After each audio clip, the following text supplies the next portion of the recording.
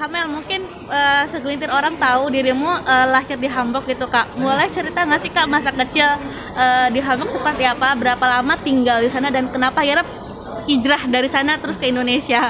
Dingin. Nggak ada warung. Ini orang-orang Jerman kalau ngomong kayak salah pulang ikan repot. Bingung gue. Ya gue bokap ya pindah ke sini, ya gue ngikut lah pastinya lah. Di sana kayak apa ya? Nggak banyak yang gue nggak inget sih tempatnya umur berapa gue di sana. Tapi di sana kayak apa? Kayak gitu-gitu aja ya. Gue tuh sesederhana itu loh pola pikirnya. Gue taruh di mana juga happy aja soalnya. Tapi berapa lama tinggal di Jerman sendiri Kak?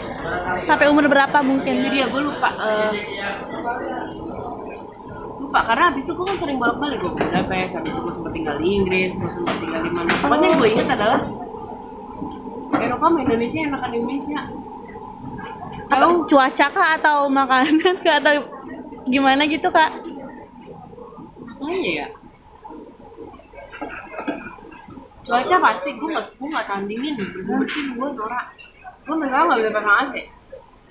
Dingin, enak. Gue dari kecil kayak menyukai matahari, pantai, apa ya, dari itu ya apa ya yang secara aura dan ambience itu lebih Indonesia aja sih ketimbang Eropa.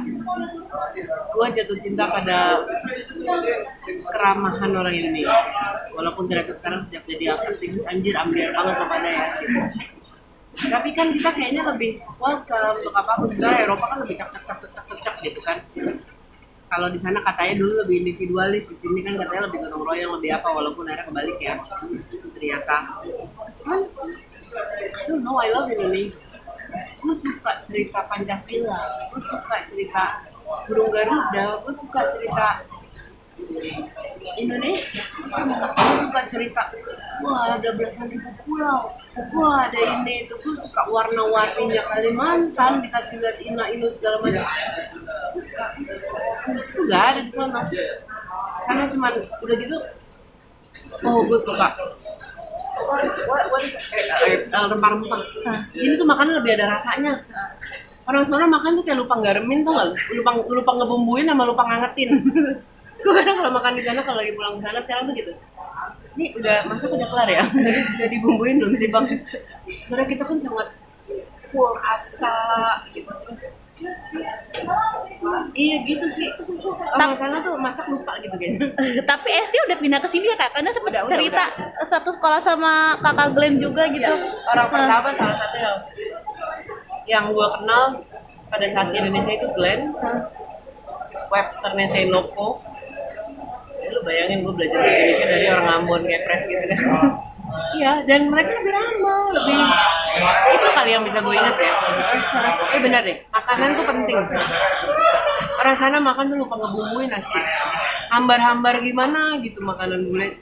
Tapi kalau sekarang disuruh pilih dengan segala Indonesia yang kayak begini, tetap akan pilih Indonesia. Makanya gue bikin tato burung Garuda dan lambang negara segede-gede itu supaya gue nggak ada rambut lagi. Iya.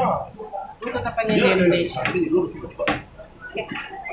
Soal masa kecilnya sendiri, sempat lihat Kamel posting balerina itu emang dari kecil girly kan, kalau sekarang katanya tomboy gitu. Gue cita-cita gue banyak waktu kecil.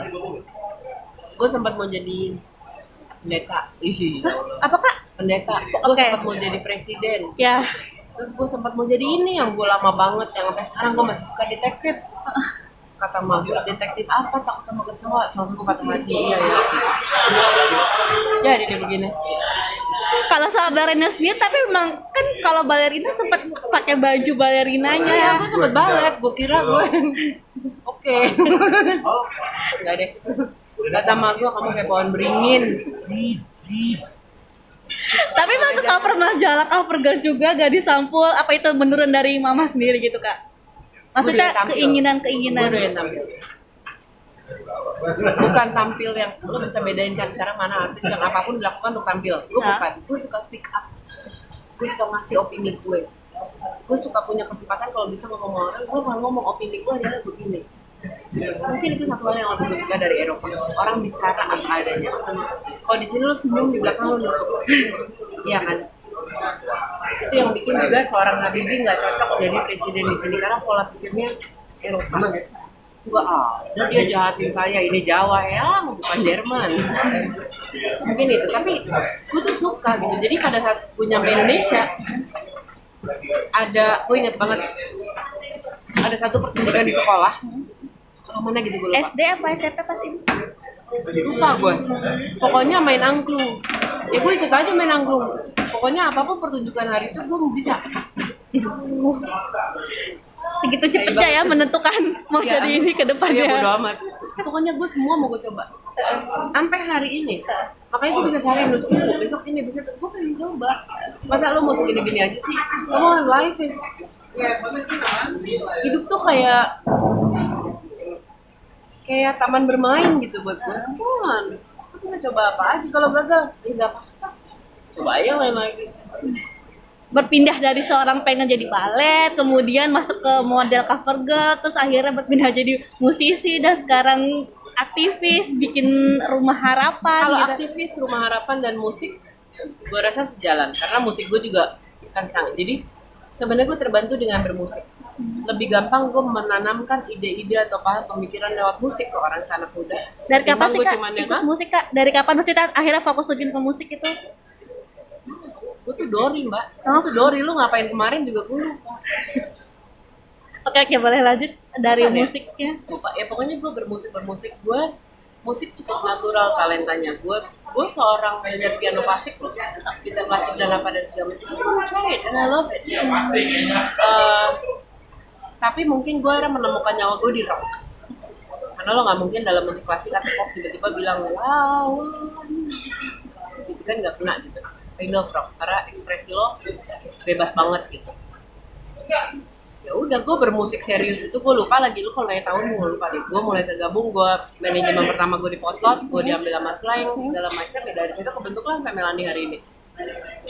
Jadi kalau sekarang ditanya Melani itu apa? Seniman kah? Musisi kah? Aktivis kah? Itu kan semua masuk dalam Iya, seniman. seniman. Oke.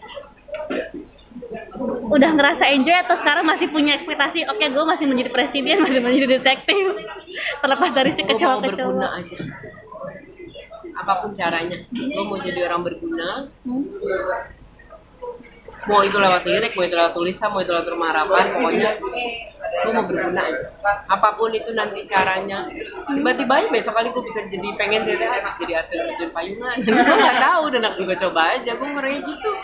Kalau dipinang jadi politisi gimana Kak? Udah sering itu. Nah, gimana? Gak mau. Alasannya?